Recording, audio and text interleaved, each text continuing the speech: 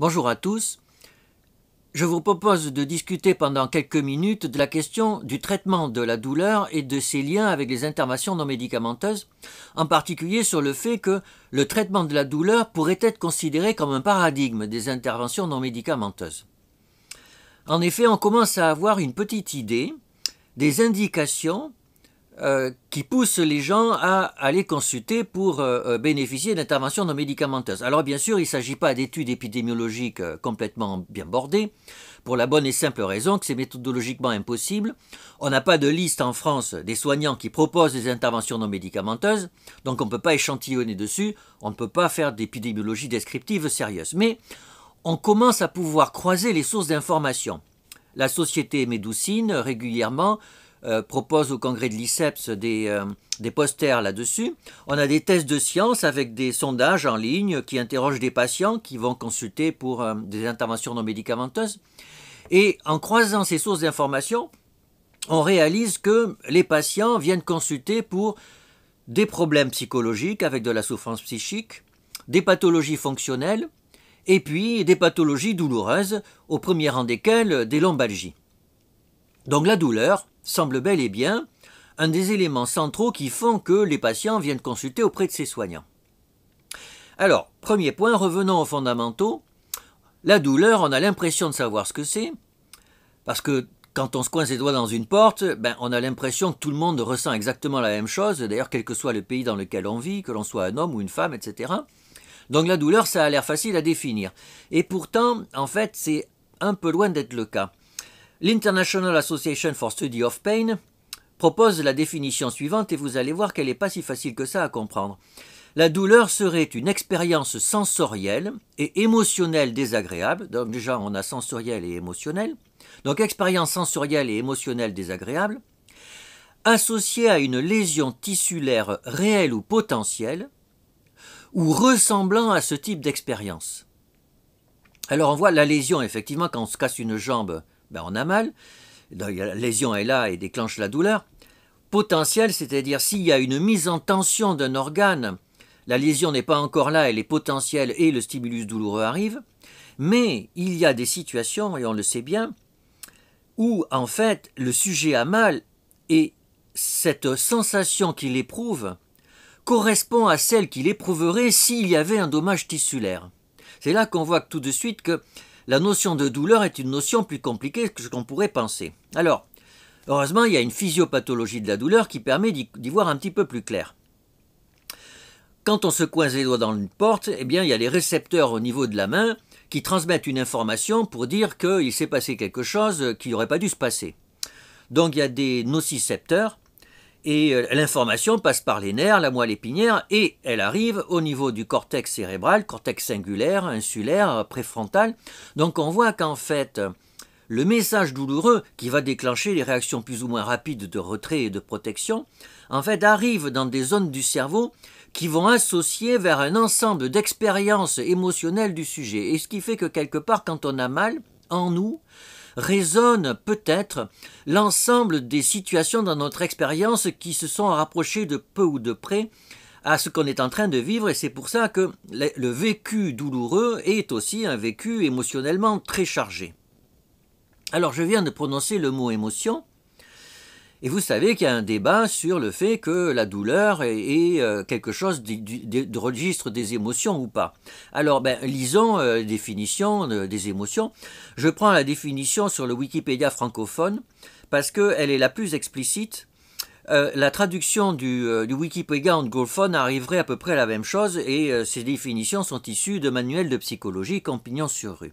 Donc, une émotion, c'est une expérience psychophysiologique complexe et intense, la douleur est une expérience psychophysiologique complexe et intense, avec un début brutal et une durée relativement brève, une douleur aiguë, ça a un début brutal et une durée relativement brève, donc c'est une expérience de l'état d'esprit d'un individu animal, donc on voit que les antispécistes sont sûrement passés sur Wikipédia, mais enfin peu importe, c'est vrai que les animaux ont mal aussi, donc pas de problème. Donc expérience de l'état d'esprit d'un individu animal lié à un objet repérable lorsqu'il réagit aux influences biochimiques internes et environnementales externes.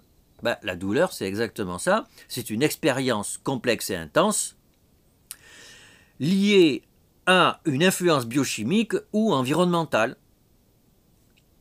Et donc, ben, à l'évidence, la douleur devrait être considérée comme une émotion. Or, quand on regarde dans tous les manuels les émotions fondamentales, les émotions, alors, même si le concept est un peu discuté, mais enfin quand même, on dit que comme il y a les couleurs fondamentales, il y a des émotions fondamentales, la joie, la colère,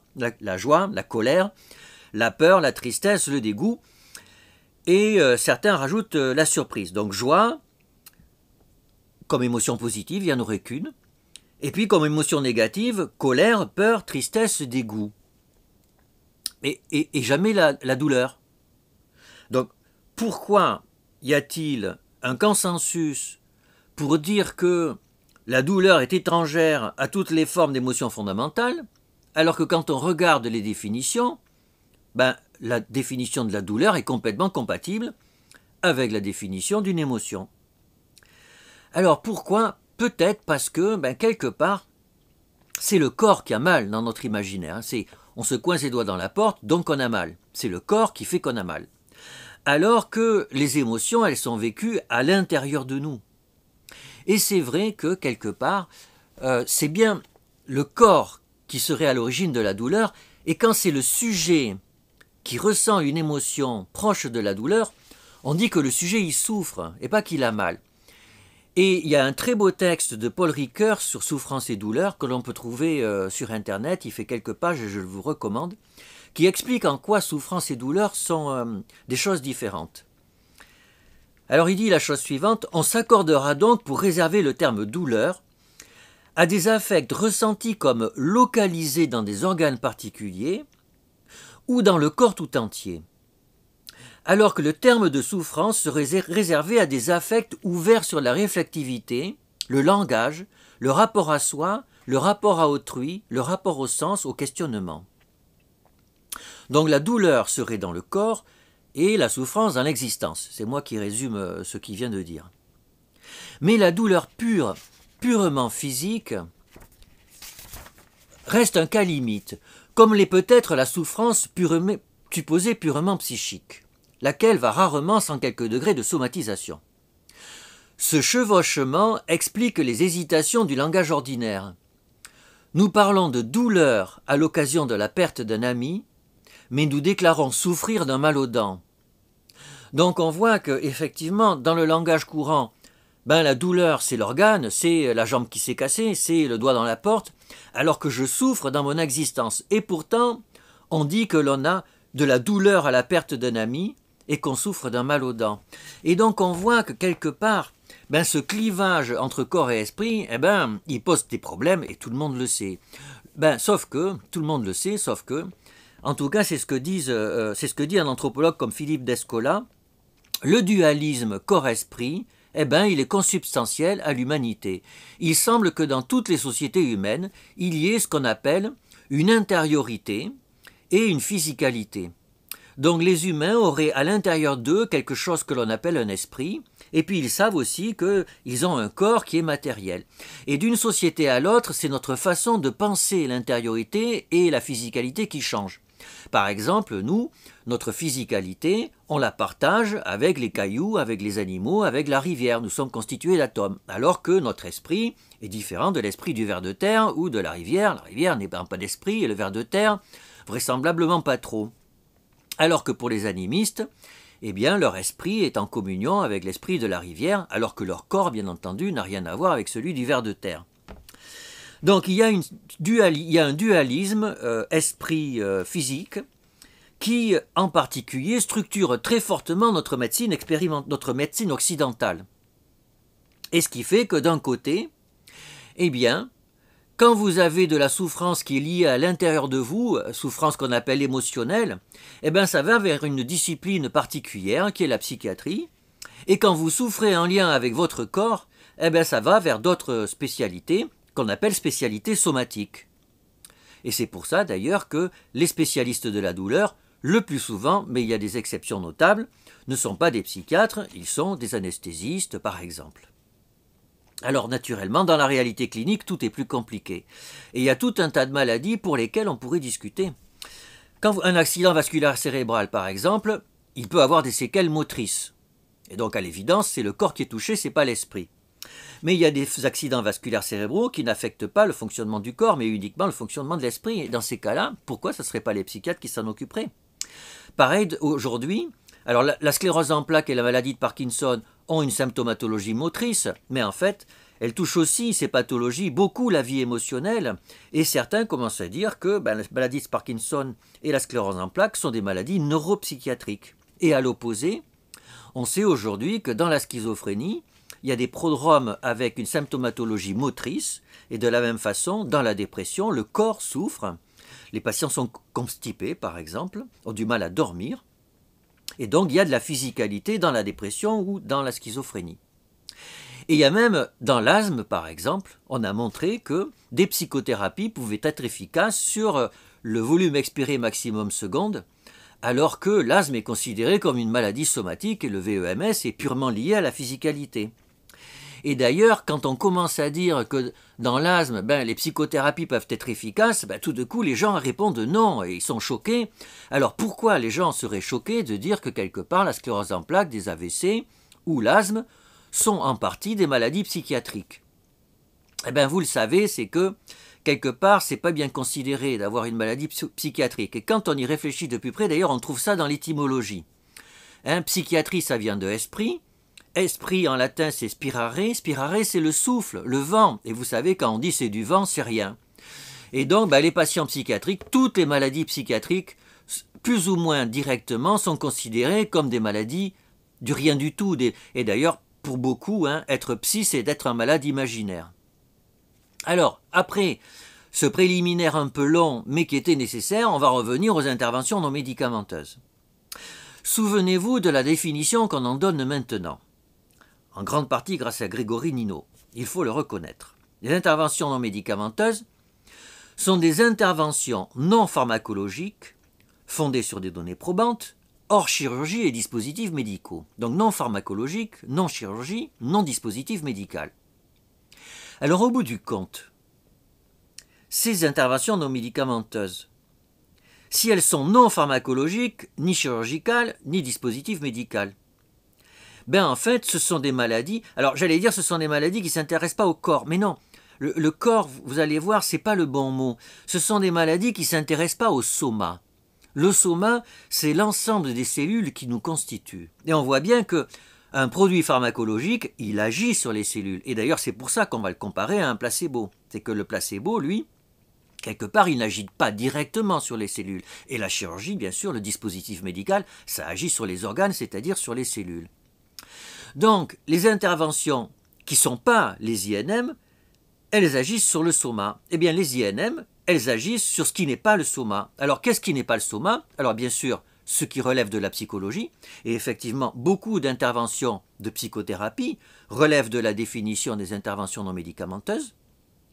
Et puis, il y a aussi, les INM vont agir sur des pathologies qui sont laissées vacantes par la médecine somatique.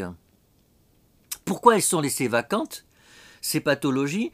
Parce que ce sont des pathologies du corps, mais pas du soma. Le corps comme le lieu imaginaire où nous situons notre physicalité. C'est-à-dire que nous avons des organes, mais bien entendu, ces organes, ils nous sont complètement inaccessibles. Jamais vous ne verrez votre cœur ou votre vessie ou vos reins, en tout cas je vous le souhaite, sinon ça veut dire que ça ira pas très fort. Mais par contre, nous avons une représentation imaginaire de ce corps. Et parfois, notre souffrance est en lien avec notre corps, sans que les médecins de la médecine occidentale arrivent à trouver quoi que ce soit dans le soma. Et ça les met bien dans l'embarras. Et du coup, ils ont du mal à nous soigner. Eh bien, les interventions non médicamenteuses proposent des soins dans cette place vacante. Et la douleur, souvent, elle s'inscrit dans le corps. Alors parfois, ce corps, on arrive à le rattacher, le corps douloureux est en lien avec un soma pour lequel il y a une lésion, et donc la médecine traditionnelle va bien se débrouiller pour soulager la douleur, mais parfois, quand on n'arrive pas à faire le lien entre le soma et le corps qui est douloureux, eh bien la médecine occidentale est un peu dans l'embarras, et du coup, beaucoup de patients vont voir des interventions non médicamenteuses. Alors on va dire, pourquoi pas? Et pourquoi pas? Si ces INM permettent à ces patients douloureux de retrouver une vie dans laquelle la douleur a moins de place, ben c'est très bien. Oui, sauf que, souvenez-vous, dans la définition des interventions non médicamenteuses, il faut qu'elles reposent sur des données probantes. Ça veut dire quoi? Ça veut dire qu'il faut qu'il y ait non seulement des évaluations scientifiques de leur efficacité, mais aussi des études scientifiques pour essayer de comprendre comment elles fonctionnent, le mécanisme d'action des interventions non médicamenteuses. Et là, on est embêté. Parce qu'aujourd'hui, la science, elle arrive assez bien à expliquer le fonctionnement du corps et les dysfonctionnements. La science, elle arrive à peu près bien à expliquer comment fonctionne l'esprit, avec toutes les formes de psychologie qu'on a aujourd'hui. Mais les liens entre l'esprit et le soma, ça aujourd'hui c'est compliqué à expliquer.